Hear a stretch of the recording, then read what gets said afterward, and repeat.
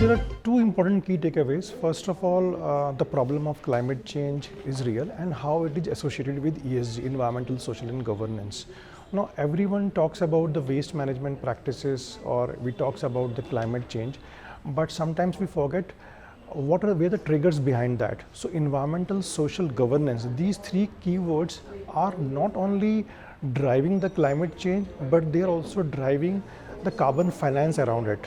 So the problem of climate change is real and we can solve it with the help of addressing the environmental, social and governance. So we will have to make sure that we align the environmental goals, social goals.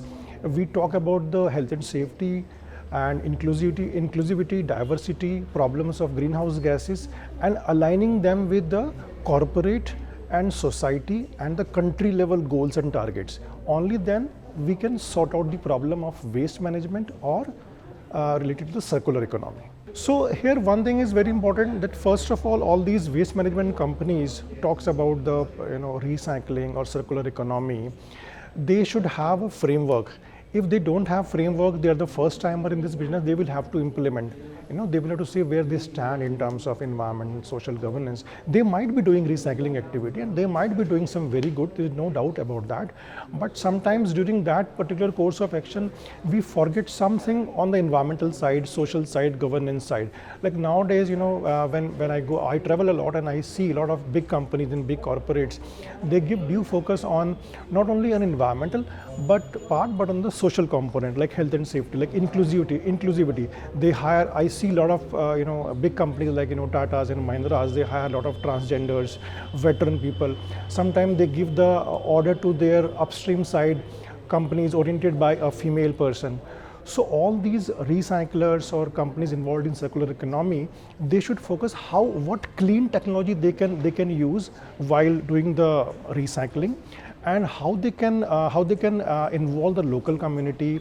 They can involve the female workers, they can employ the veterans, and during the social component, and how they can incorporate the good health and safety practice. Because whenever we do a recycling thing or circular economy, sometimes we compromise with the health and safety. Like people, they don't wear the safety shoes or jackets or gloves.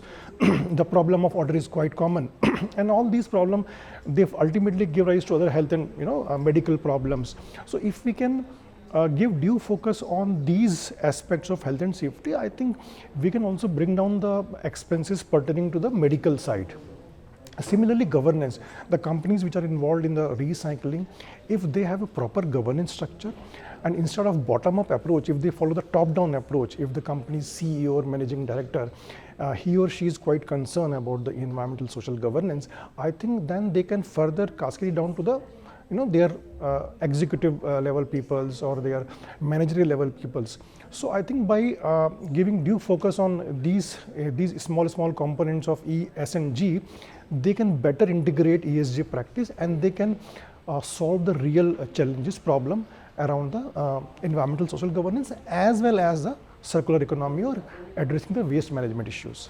Waste management, one thing is very important is that first of all, how we can reduce or how we can focus on responsible consumption. Like if any circular economy, it is provoking or it is promoting us to produce more, then actually it is not a good economy. Like if I have a solution, I can recycle more, it doesn't mean I will start producing more, because whenever you're producing more, actually you are ultimately, when you recycle, you will have to invest more energy. So you will be investing more energy, more embodied carbon, more embodied energy. So yes, it's very good that you have a solution around recycling, but focus on responsible consumption.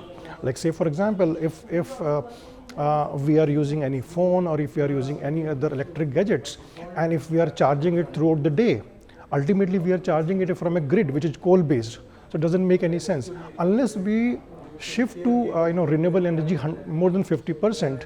So we will have to see how we are utilizing our electrical gadgets. So in circular economy, resource consumption is important. Then plus the involvement of stakeholders like government, like some enforced rule.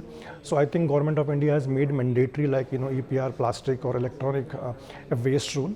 But beyond that, it is equally important that these are enforced in a proper way. Because sometimes informal sector is also involved in these kinds of practices, and informal sector, they don't have that kind of expertise or that kind of technical manpower available with them, and and they are unable to recycle in a proper way or in a better way. So it is very important that government enforce them in a better way, so that proper solution can be sorted out, and the other stakeholders like the investors or like the lenders, and they also ask all these recyclers where they are investing or whom they are funding, that I will be investing or I will be giving you more funds if I see a focus around social side, governance side, environment side. For me, top line or bottom line would be secondary from here onwards, and I would be focusing on what exactly you are doing on the E side or S side or governance side. So gone are the days, when investors and lenders, they used to focus more on how is your top line or bottom line. Still they are important, I'm not denying that, but that has taken a secondary seat, in last 2-3 years, and now focus is more on the environmental, social, and governance side. How much focus you are giving to these spaces.